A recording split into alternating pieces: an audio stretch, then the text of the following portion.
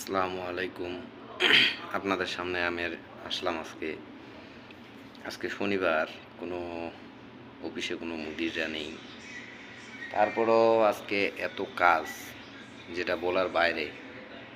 যে এই যে 6:30টার দিকে আসছি, এখন পর্যন্ত ভাই বসতে পারিনি। এই মাত্র বসলাম, এখন ছুটির সময় 10 মিনিট আগে বসলাম। তো যাই হোক, দুনিয়াতে আসলে শান্তি নেই, কথাটা বাস্তব।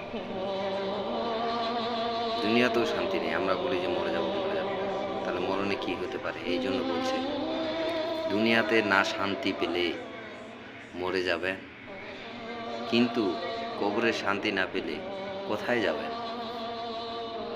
আমরা তো নামাজও পড়ি না, লাজিম নামাজ পড়তে হবে।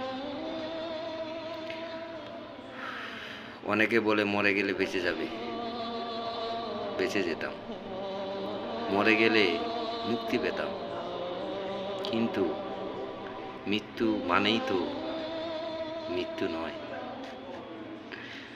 তুমি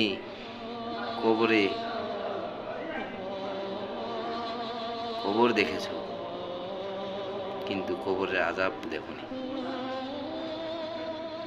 কথাটা বাস্তব। কথাটা যদি ভালো লাগে থাকে, অবশ্যই লাইক কমেন্ট শেয়ার করে দিবেন। আপনাদের অনুরোধ। আসলে কবরও শান্তি নেই, দুনিয়াতে শান্তি নেই, কবরের জন্য আমরা কিছু করতে পারতেছি না। সবাই দোয়া করবেন, ভালো থাকবেন, সুস্থ থাকবেন। আসসালামু আলাইকুম।